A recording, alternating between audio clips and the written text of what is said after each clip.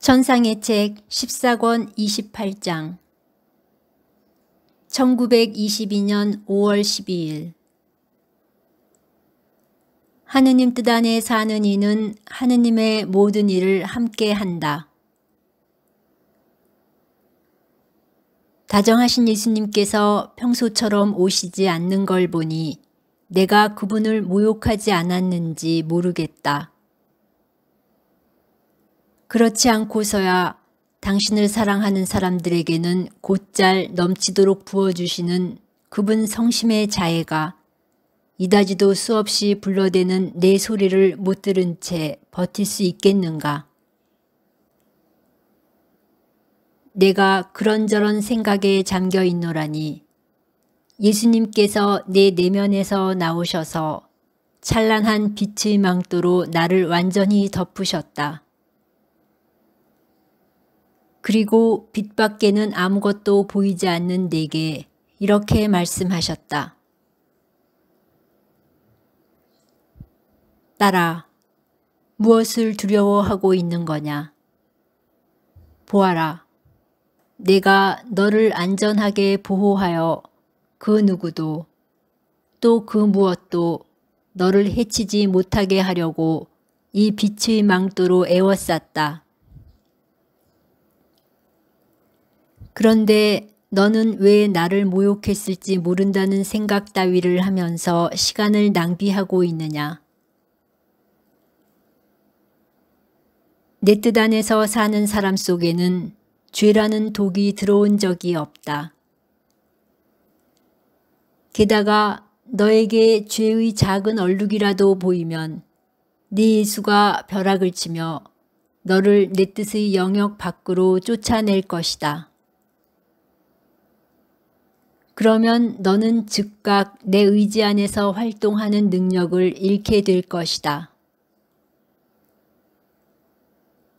아, 딸아, 내 뜻 안에서 사는 성덕은 아직 알려져 있지 않지만 모든 종류의 성덕은 각각 고유한 특성을 가지고 있다. 내가 너에게 자주 온다는 소리를 들으면 많은 이들이 놀라는데 그것은 일반적으로 내가 다른 영혼들에게는 그렇게 하지 않기 때문이다.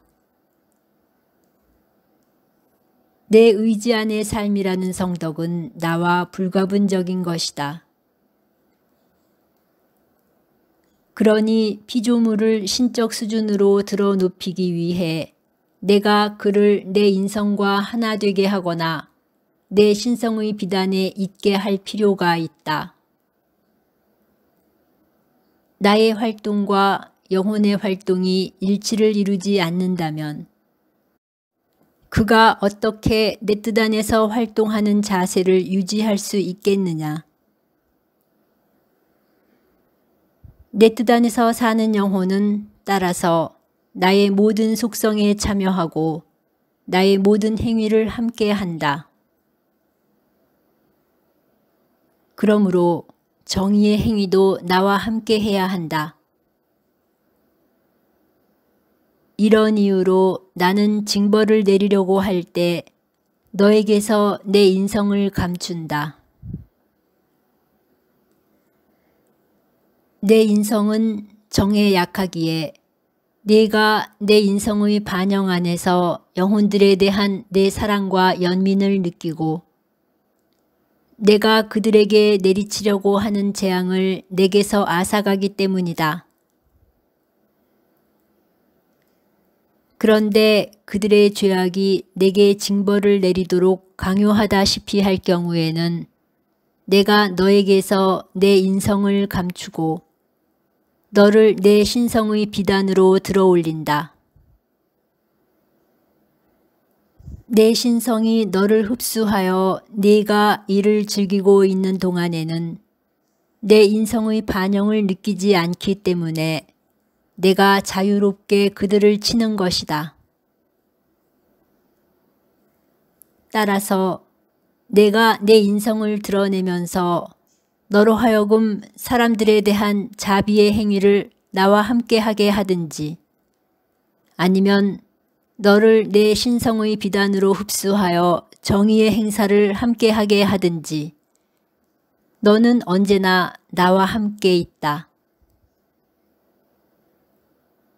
더군다나 내가 너에게 더욱 큰 은총을 주는 것은 너를 내 신성의 비단으로 흡수할 때다. 그렇건만 너는 내 인성을 못 보기 때문에 내가 너에게서 내 현존을 앗아갔다고 애통해 할 뿐 정작 내가 받고 있는 그 은총은 알아보지 못한다. 나는 정의의 행사도 내가 그분과 함께 한다는 말씀을 듣고 깜짝 놀라. 제 사랑이시여, 그렇다면 주님께서 사람들을 치시며 그들의 집을 무너뜨리시는 지금도 제가 그것을 주님과 함께 하고 있다는 말씀이십니까? 하였다. 아닙니다. 아닙니다. 제가 제 형제들을 치는 것은 하늘이 허락하지 않을 것입니다. 주님께서 그들을 치시려고 하시면 저는 여기에 동참하지 않기 위해 주님 뜻 안에서 저 자신을 널리 펼치는 대신 오히려 최소한으로 축소하겠습니다. 주님께서 하시는 일이라면 무엇이든지 따라 하겠지만 사람들을 치는 이 일만은 절대로 하고 싶지 않습니다.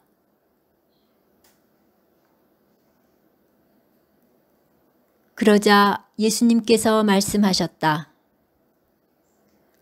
어째서 놀라워하느냐? 내 뜻 안에서는 내가 행하는 모든 것을 예외 없이 해야 한다. 그것은 당연한 일이다. 내 뜻 안의 성덕이 바로 이것이니 사람이 자기 자신의 것은 하나도 하지 않고 하느님께서 하시는 것은 무엇이든지 하는 것이다. 게다가 내 정의는 신성한 것이며 사랑이기도 하다. 이는 신적인 권리의 균형을 맞추는 역할을 한다. 내게 정의가 없다면 내 신성의 모든 완전성에 결함이 있을 것이다. 그런즉 내가 내 의지 안에 살기를 원하면서 정의의 행사에는 동참하지 않고자 한다면 내 뜻 안에서 이루어질 성덕이 완성되지 않을 것이다. 두 개의 강이 합쳐지면 이 강은 저 강이 하는 대로 하지 않을 수 없다. 반면에 서로 갈라지면 각각 제 길을 따라 흐른다. 나의 뜻과 너의 뜻은 하나가 된 두 강이다. 그러니 내 뜻이 행하는 것은 무엇이든지 내 뜻도 하지 않으면 안 된다. 그러므로 내가 언제나 내 뜻 안에 있는 것이 내 원이다.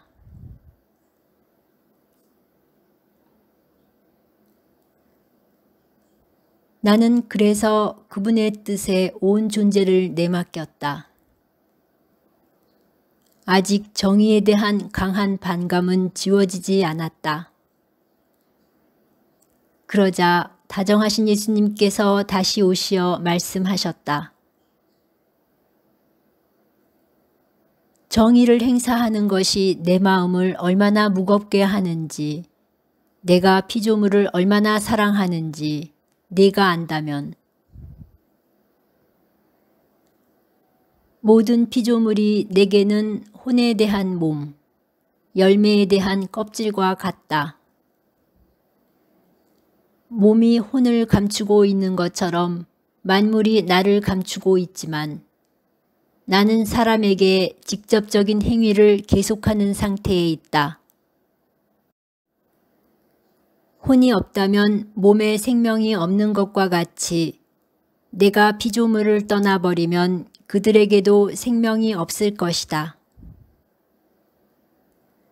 그러나 나는 모든 조물을 통해 사람을 찾아가고 어루만지며 생명을 준다. 이를테면 나는 불 속에 숨어 있으면서 그 열로 사람을 찾아간다. 내가 불 속에 없다면 불은 열이 없을 것이니 생명이 없는 가짜 불, 그림 속의 불일 것이다. 그러나 불을 통해 찾아가는 나를 사람은 알아보지 못하고 인사말 한마디도 하지 않는다.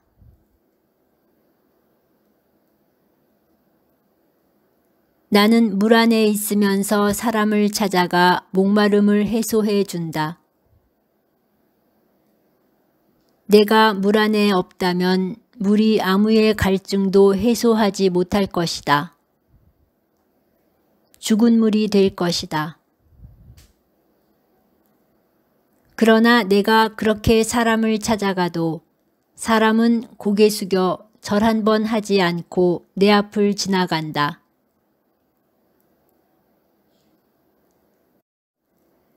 나는 음식물 안에 숨어 사람을 찾아가서 그에게 양분과 힘과 맛을 준다.